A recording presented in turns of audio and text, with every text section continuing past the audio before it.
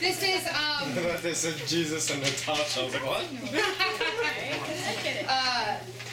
This is going to be a little different than a normal fellowship, where you just sit there. You're going to be involved in the teaching. I'm going to ask you guys to do things, but at the end there's going to be a sort of test, all right? So you're going to need to pay attention, too. So, I didn't bring any money. sorry. We're going to talk about, if you haven't looked at your thing already, it says David's family tree. We're going to be talking about King David. And David was a man after God's own heart. He followed God his whole life, and he messed up some. You know? He wasn't perfect like Jesus, but he still endeavored to do what God wanted him to do. But we see him endeavor to do God's will all the time. And certain situations happen in his life. There's a lot of people that tried to kill him, and they came very close, but he was always able to find a way out because he chose to look to God. Now, the Bible says things for a certain reason. If a name appears, if a situation appears in the Bible, God wants us to know about it. You know, all of these are the thoughts, they're the mind of God. You know, if we're going to get to know God, we need to know His Word and everything in it. So we're going to kind of look at some parts of David's family tree that maybe you haven't heard of or don't know about, or maybe you have heard about them. But we're also going to try and figure out a way to remember what we're reading too. Because if you see, if you follow David over here, there's a couple of Tamar. I mean, these people show up in the Bible for a reason. So how are we going to remember those people? So that's kind of what we're going to do. This is kind of a two-part teaching. So we're going to start this week, and we're going to finish it up next Thursday. So, going over to the whiteboard, I want you guys to, when you think about David, who do you think about? Goliath. Goliath. Okay. Saul. Goliath. Let me rephrase that sentence. When you think about David's family, who comes to mind? Sorry. Jesse.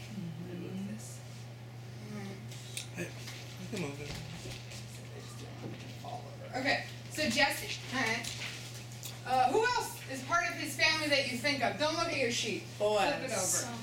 Boaz. Boaz, that's true. Boaz. We'll talk about it.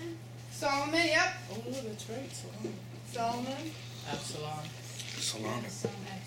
Absalom. Any women come to mind? Bathsheba. Everybody knows. Jesus. Oh, that's right. Yeah, he's Some little guy. Anybody? They are technically related. That's true. Joseph. Joseph? Alright, yeah. Ruth. What was that guy's name? Zephaniah. And Zarephath. Boaz's grandmother. Think about, anybody know a wife of Joseph? Anybody know? Mary? Sorry. David. Anybody know a wife of David? Abigail. Abigail was one. Who else was a wife of David? Anybody else? Well, Bathsheba was. Bathsheba was. Does anybody know anybody else? Michal.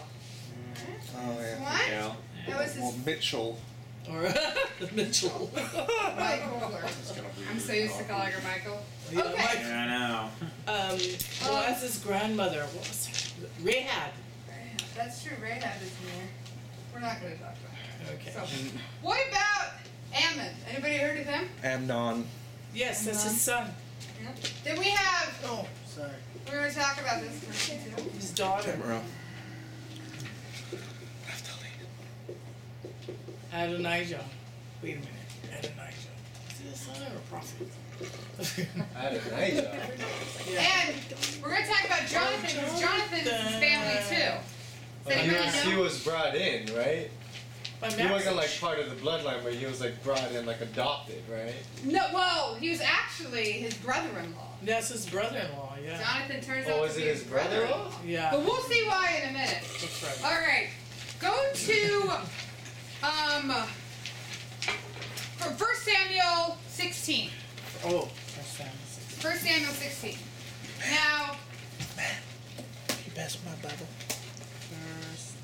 Thank you. we kind of have Jesse. Jesse was the father of David. Mm-hmm. He was the father. He had a bunch of kids. If you look on your timeline, you see he has a bunch of kids. Oh, that's a guy, Zerula. I just remember that name for the time. You know, Jesse was the grandson of Boaz and Ruth. He had 8 sons and 2 daughters. And and when he's mentioned in the Bible, it always has to do with his lineage. Like, he had these 8 kids, or he was such and such his grandfather. He was in the Christ line, so it's also mentioned in Matthew too. In 1 Samuel 16, verse 1.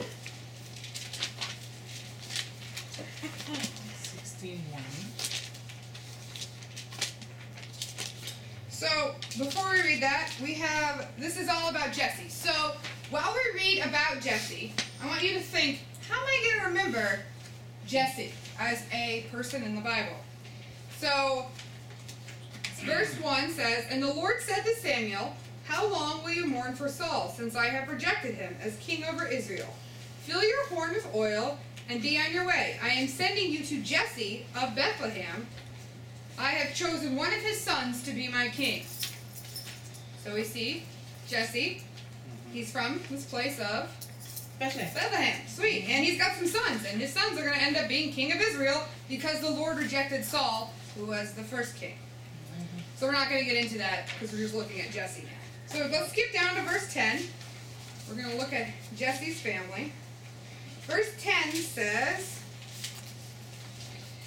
"Jesse had 7 of his sons pass before Samuel. But Samuel said to him, the Lord has not chosen these." He only had some of his sons pass by. And so Samuel's like, God doesn't want any of these. So verse 11, he said, and so he asked Jesse, are these all your sons you have?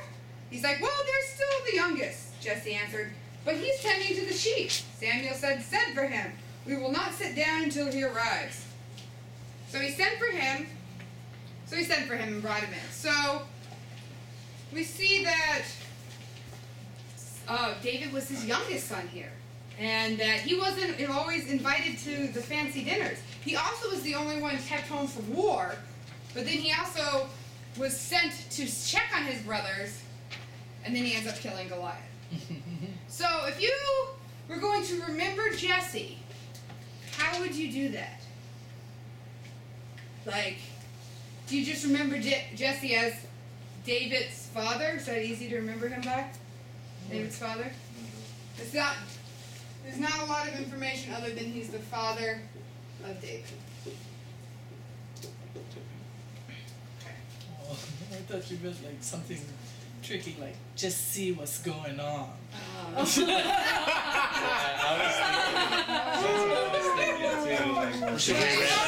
Relate him to David. Did you get that name or something? Oh, okay, sorry. Yeah, all of these people, we're going to figure out how to remember them in light of David. Because David's the man after God's own heart. David's the one we want to learn about. And we're going to look at David's in relationship to his family. Because if you thought you had family drama, just wait. All right. So go to 1 Samuel 19. The next person we're going to look at is Jonathan. Now, if you look at your family tree, you see that there's Jonathan way over here on the left. King Saul had Jonathan and had Michael. Or Mikal. or however you want to call her. I'm going to call her Michael. Okay. So, he had Jonathan and Michael. So you see that David is related through marriage to Jonathan. And we're going to read a little bit about Jonathan and David. 1 Samuel 19, 4 and 5. And Brittany, would you read that for us? What was it again? 1 Samuel 19, 4 and 5. And Jonathan spoke well of David to Saul his father, and said to him, let not the king sin against his servant David, because he has not sinned against you. and because his deeds have brought good to you. For he took his life in his hand, and he struck down the Philistines. And the Lord worked a great salvation for the Lord. Wait, what? For all, and the Lord worked a great salvation for all Israel. Right? Is that all of There's 5? more. That's It just should kidding. be a little bit more. Okay. You saw it and rejoiced. Why then will you sin against innocent blood by killing David without cause? Okay, so we see Jonathan sticking up for David. Jonathan's like, Dad, why are you trying to kill this innocent man who's only helped you? So you see Jonathan thinks highly of David.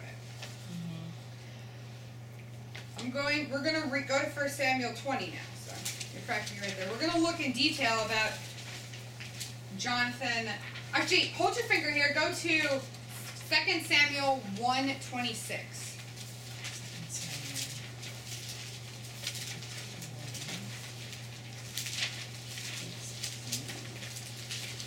And when we get there, Mary, can you read that for us? Okay. We're going to see how much David liked Jonathan.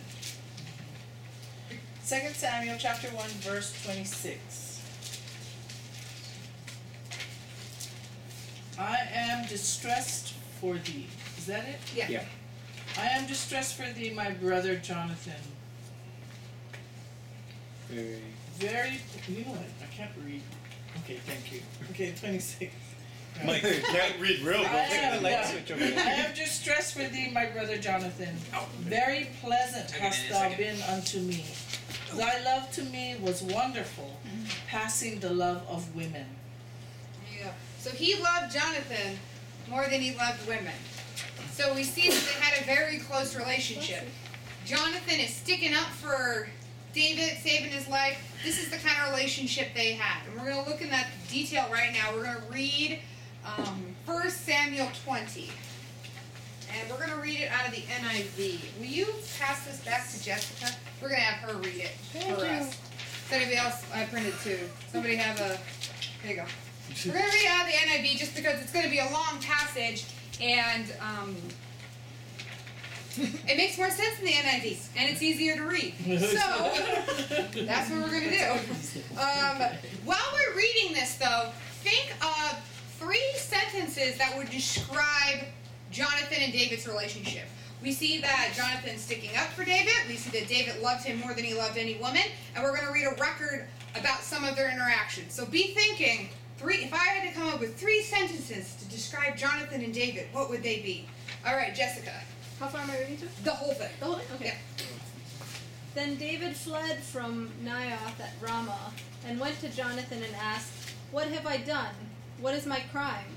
How have I wronged your father that he is trying to kill me? Never, Jonathan replied. You are not going to die. Look, my father doesn't do anything, great or small, without letting me know. Why would he hide this from me? It isn't so. But David took an oath and said, Your father knows very well that I have found favor in your eyes. And he has said to himself, Jonathan must not know this, or he will be grieved. Yet as surely as the Lord lives, and as you live, there is only a step between me and death. Jonathan said to David, Whatever you want me to do, I'll do for you. So David said, Look, tomorrow is the new moon feast, and I am supposed to dine with the king. But let me go and hide in the field until the evening of the day after tomorrow. If your father misses me at all, tell him David earnestly asked my permission to hurry to Bethlehem, his hometown, because an annual sacrifice is being made there for his whole clan.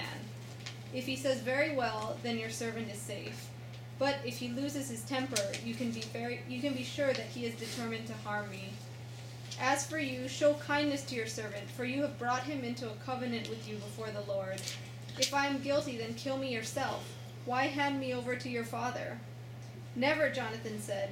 If I had the least inkling that my father was determined to harm you, wouldn't I tell you?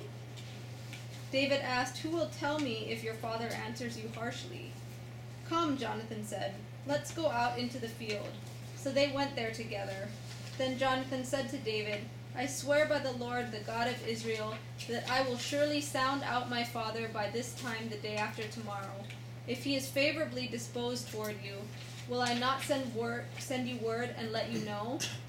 But if my father intends to harm you, may the Lord deal with Jonathan, be it ever so severely, if I do not let you know and send you away in peace.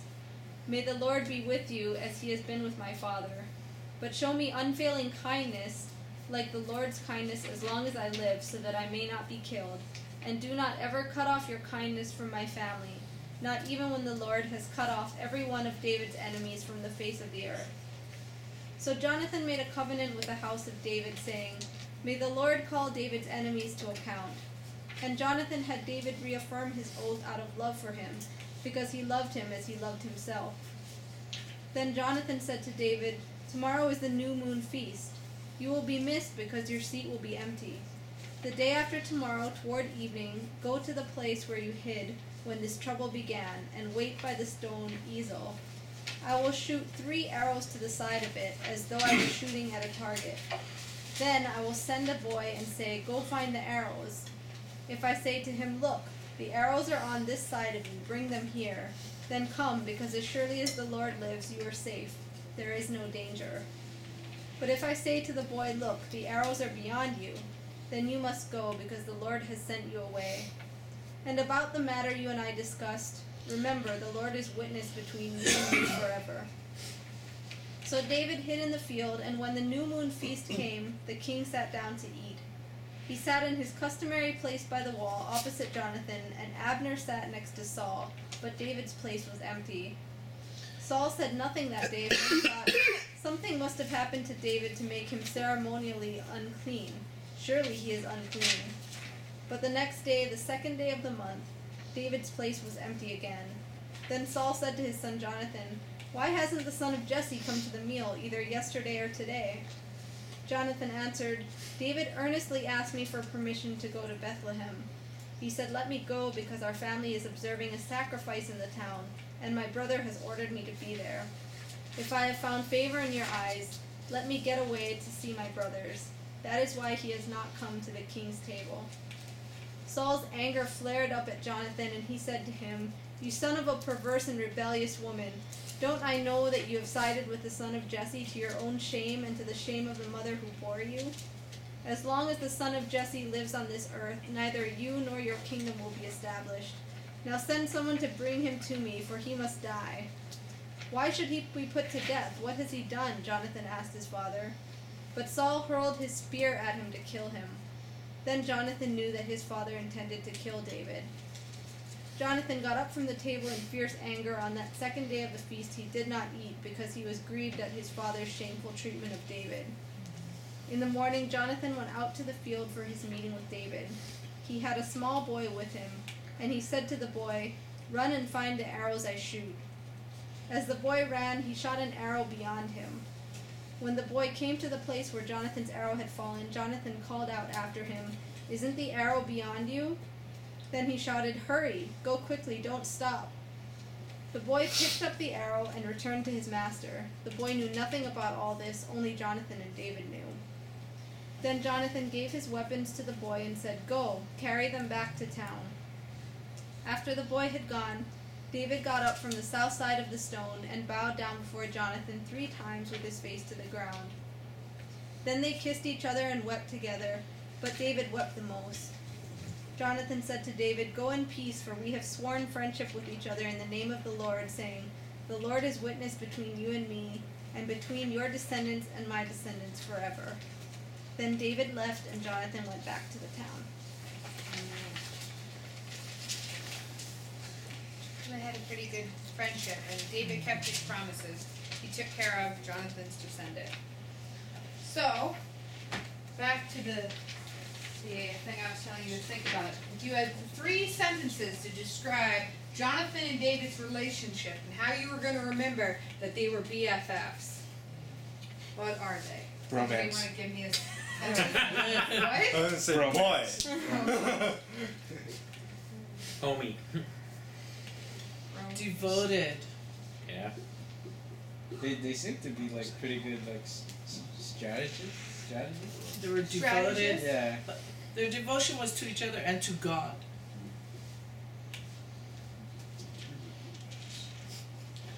And God, and then good strategist. Someone want to spell that for me? STRATEGIST.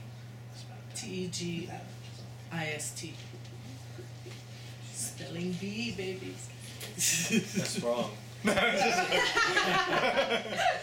Anybody else got another sentence or maybe a word that'll help you remember? Boy. Love. Boy. Boy. Boy. Boy. Brothers from different mothers. There you go. Yeah, That's that's true. okay.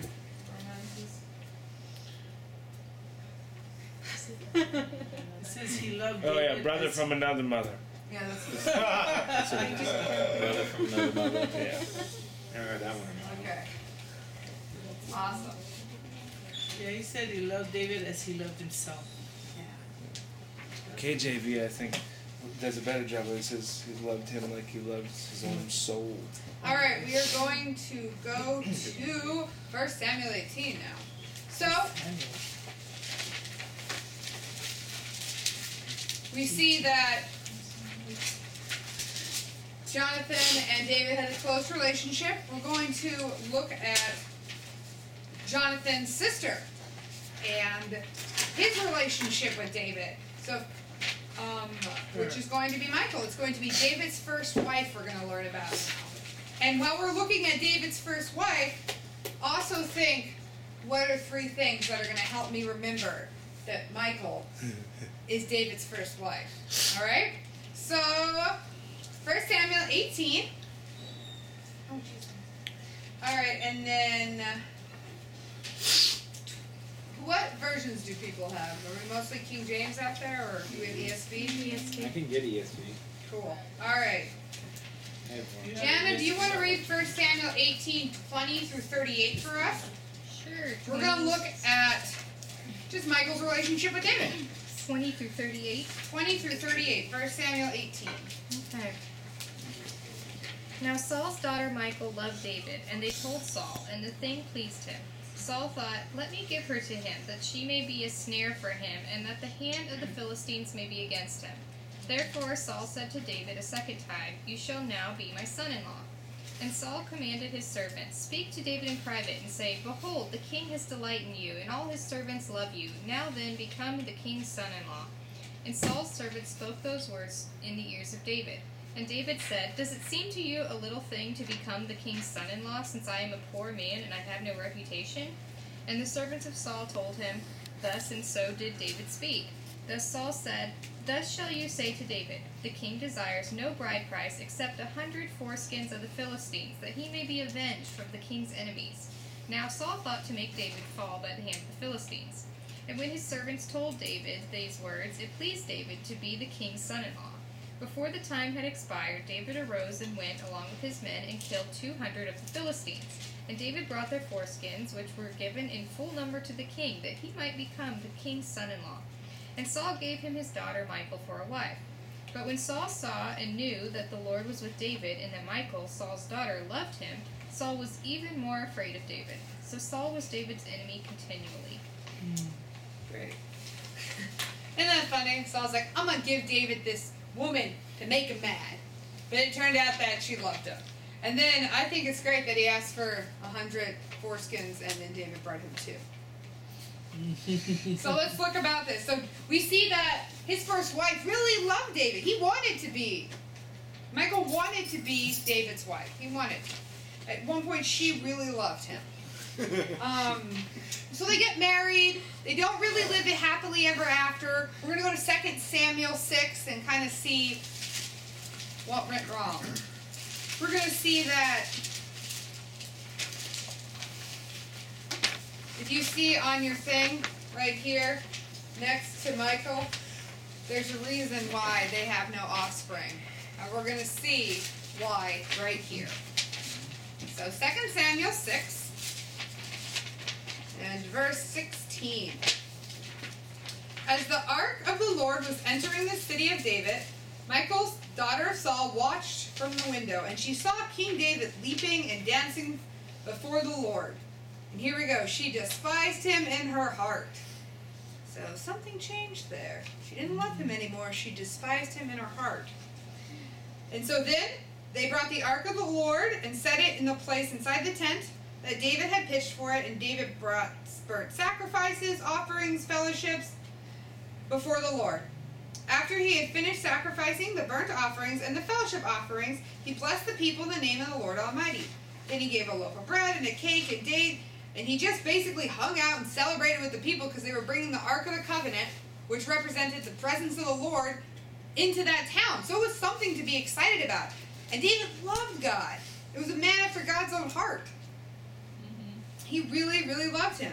So he gets done celebrating God, dancing, leaping, and he goes home, and he's going to go see his wife in verse 20. When David returned home to bless his household, Michal, daughter of Saul, came to meet him and said, How can the king of Israel have distinction? How can the king of Israel have distinction himself today, disrobing in the sight of slave girls, of his servants, as any vulgar fellow would?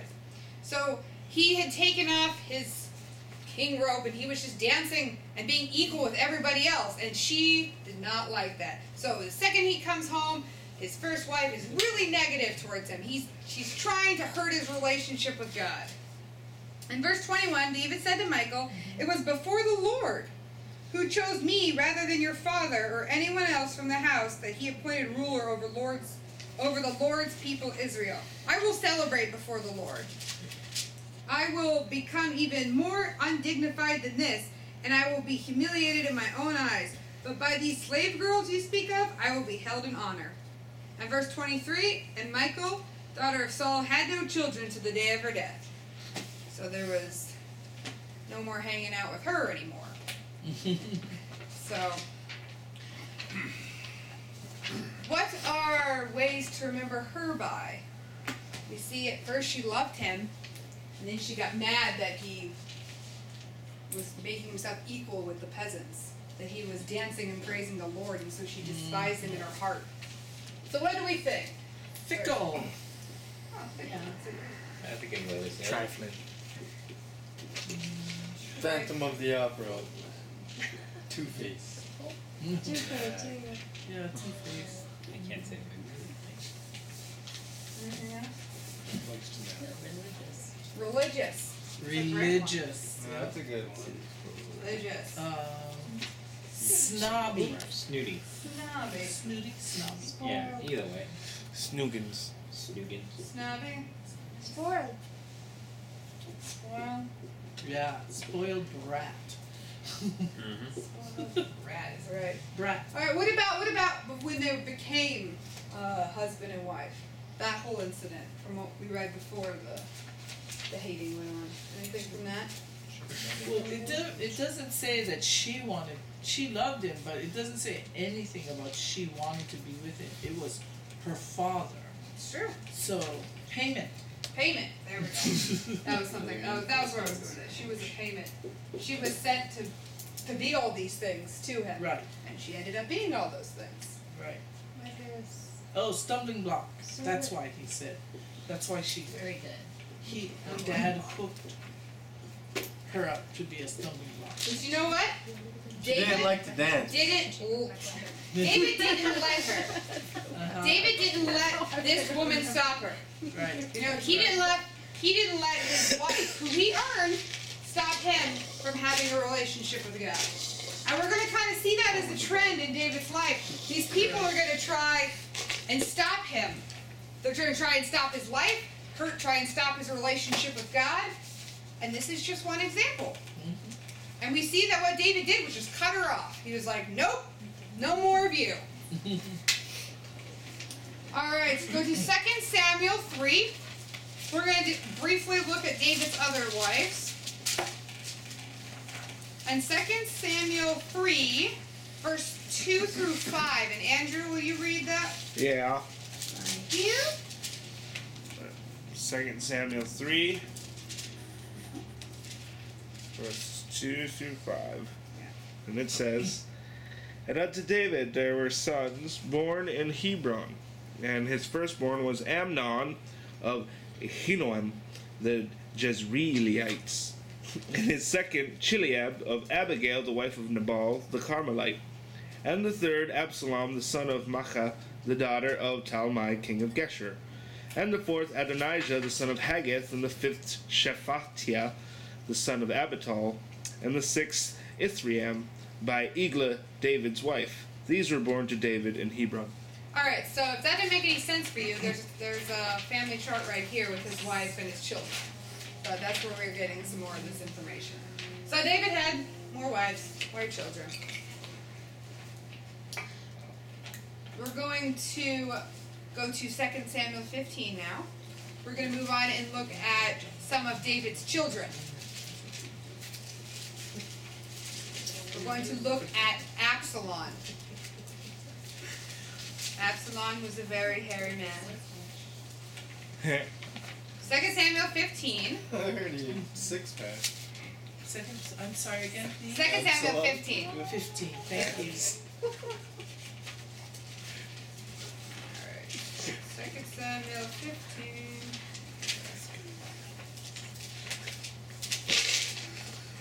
And same thing, when we look at Absalom, think about how we're going to remember Absalom. Absalom, we see here, is the daughter of... Absalom is the son. I'm sorry, yeah, the son of. How about that? He's a dude. Macha. There you go. Macha. Macha. Anyway, so we see he's also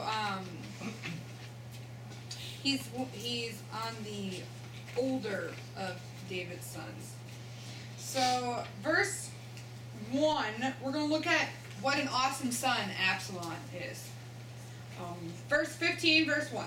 In the course of time, Absalom provided himself a chariot and horses with 50 men to run ahead of him. He would get up early and stand by the side of the road leading to the city gate. Whenever anyone came in with a complaint to be placed before the king for decision, Absalom would call out to him, "What town are you from?" He would answer, "Your servant is from one of the tribes of Israel." Then Absalom would say to him, "Look, your claims are valid and proper, but there is no representative of the king to hear you." And Absalom would add, "If only I was appointed judge in the land, then everyone who has a complaint or a case could come to me and I would see that they got justice." So he's trying to turn the people against David. He's starting a conspiracy. What a good son. Verse 5. Also, whenever anybody approached him to bow down before him, Absalom would reach out his hand, take hold of him, and kiss him. Absalom behaved this way towards all the Israelites who came to the king asking for justice. So he stole the hearts of the men of Israel. At the end of 4 years, where am I? Verse 7. At the end of 4 years, Absalom said to the king, "Let me go to Hebron and fulfill a vow I made to the Lord, while your servant was living in Gersha in Aram. I made the vow, if the Lord take me back to Jerusalem, I will worship the Lord in Hebron." So the king said to him, "Go in peace." So he went to Hebron. Then Absalom sent secret messages throughout the tribes of Israel. "As soon as you hear the sound of the trumpets, then say Absalom is king of Hebron." So the plot thickens. 200 men from Jerusalem had accompanied Absalom, so his army got bigger. They had been invited as guests and went quite innocently, knowing nothing about the matter. While Absalom was offering sacrifices, he also sent for Athaliah the Gilonite, David's counselor, to come from Gilon, his hometown. And so the conspiracy gained strength, and Absalom's following kept on increasing. Verse 13, a messenger came and told David, "The hearts of the men of Israel are with Absalom." And David said to all of his officials who were with him in Jerusalem, "Come, we must flee, or none of us will escape from Absalom. We must leave immediately, or he will move quickly to overtake us and bring ruin upon us and put the city to the sword." So we see that David catches on. And so what does he do? He takes people, and he's like, "We gotta leave. We don't want this to turn into a civil war battle. We don't want to put the city to the sword." So he leaves. We see that there's just never a dull moment for David. He's always got somebody trying to kill him. Eventually, his plan does fail. David is restored king. Absalom dies. And David is sad because his son died. So you see that David loved these people. David loved his son. Yeah, his son tried to usurp the throne, but he loved him. And he loved the people in his kingdom. He didn't stand and make a battle and fight his son. He left so everybody's lives could be saved at that time. We're going to look at another story of Absalom too, and we're going to add a couple other characters, or a couple other people. We're going to go to 2 Samuel 13. Does anybody want to read a little big chunk from the NIV? Here. There's an NIV copy. Okay. We're going to add Ammon and Tamar. Okay? So we're adding a bunch of people. So we're going to be talking about Absalom here in a minute, and Ammon and Tamar. Okay? So we're going to read 2 Samuel 13. All right, Matt, go ahead. All of it? All the stuff I printed for you. Yeah. Okay. 2 Samuel 13, verse 1. In the course of time, Amnon, son of David, fell in love with Tamar, the beautiful sister of Absalom, son of David.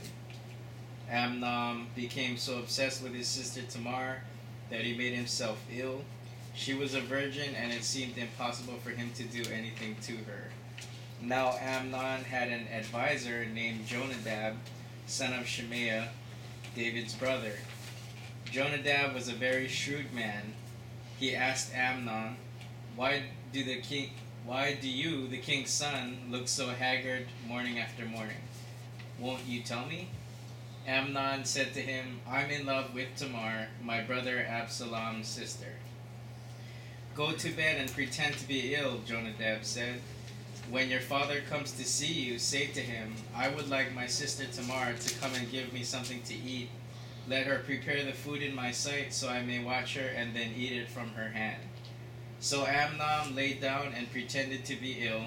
When the king came to see him, Amnon said unto him, I would like my sister Tamar to come and make some special bread in my sight so I may eat from her hand. David sent word to Tamar at the palace, Go to the house of your brother Amnon and prepare some food for him. So Tamar went to the house of her brother Amnon, who was lying down. She took some dough, kneaded it, made the bread in his sight, and baked it. Then she took the pan and served him the bread, but he refused to eat. Send everyone out of here, Amnon said, so everyone left him. Then Amnon said to Tamar, Bring the food here into my bedroom so I may eat from your hand. And Tamar took the bread she had prepared and brought it to her brother Amnon in his bedroom. But when she took it to him to eat, he grabbed her and said, Come to bed with me, my sister. No, my brother, she said to him, don't force me. Such a thing should not be done in Israel. Don't do this wicked thing. What about me? Where could I get rid of my disgrace? And what about you? You would be like one of the wicked fools in Israel. Please speak to the king. He will not keep me from being married to you. But he refused to listen to her, and since he was stronger than she, he raped her. Then Amnon hated her with intense hatred. In fact, he hated her more than he had loved her. Amnon said to her, Get up and get out. No, she said to him, sending me away would be a greater wrong than what you have already done to me. But he refused to listen to her. He called his personal servant and said, Get this woman out of my sight and bolt the door after her. So his servant put her out and bolted the door after her. She was wearing an ornate robe, for this was the kind of garment the virgin daughters of the king wore. Tamar put ashes on her head and tore the ornate robe she was wearing. She put her hands on her head and went away weeping aloud as she went. Her brother Absalom said to her, Has that Amnon your brother been with you? Be quiet now, my sister, for now my sister, he is your brother. Don't take this thing to heart. And Tamar lived in her brother Absalom's house, a desolate woman.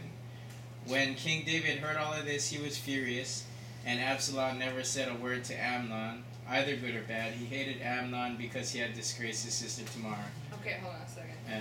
So, that was me. And we see that Absalom gets pretty upset. He refuses to talk to him.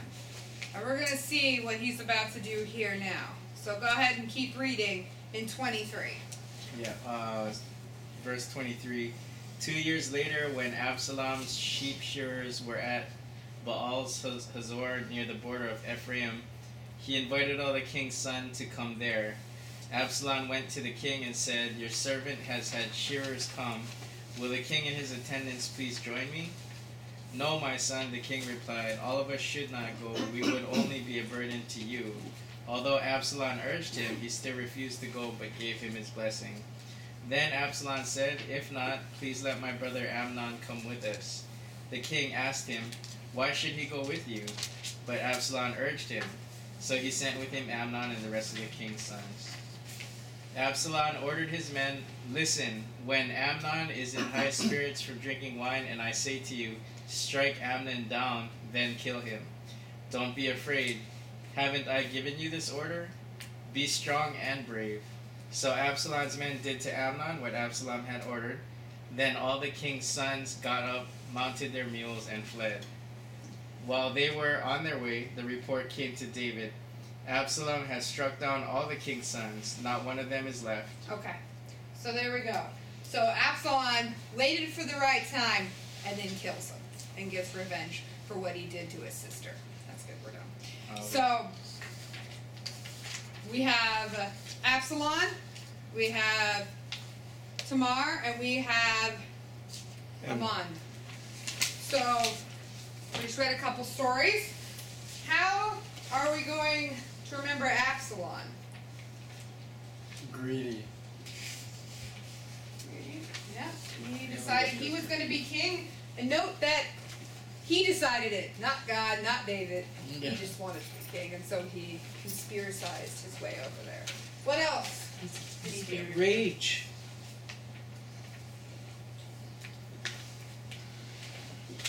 Conspirator. Fake. Conspire. C-O-N-S-P Conscriptor. Conspire. I-R-A-T-O-R. Conspire. That's that a word? Conspirator. Oh, whatever. You guys know what it means. No, Yeah, that's- there you go. that's- There you go. Conspirator.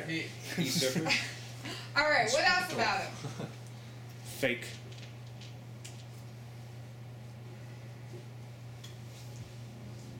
Prideful. Power hungry. Revenge. Prideful. Revenge. Revenge.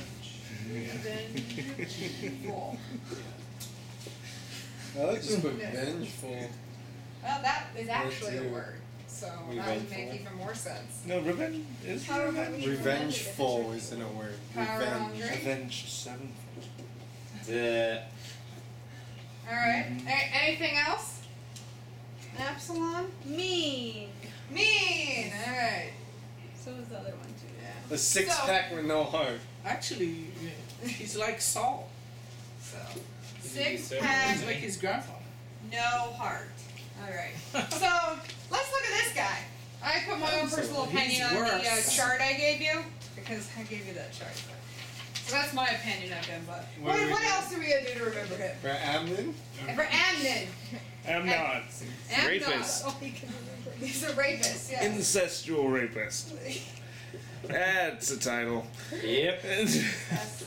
He fit right in and gave him thumbs. What else do we know about him? What do you add to that? I know. Yeah, really, really. I really could come up with 3 This things. is terrible sense of humor. Well, you know, what was behind this? I mean, why Lust. did he do this? Lust. Yes, he was Lust. lustful. Lustful.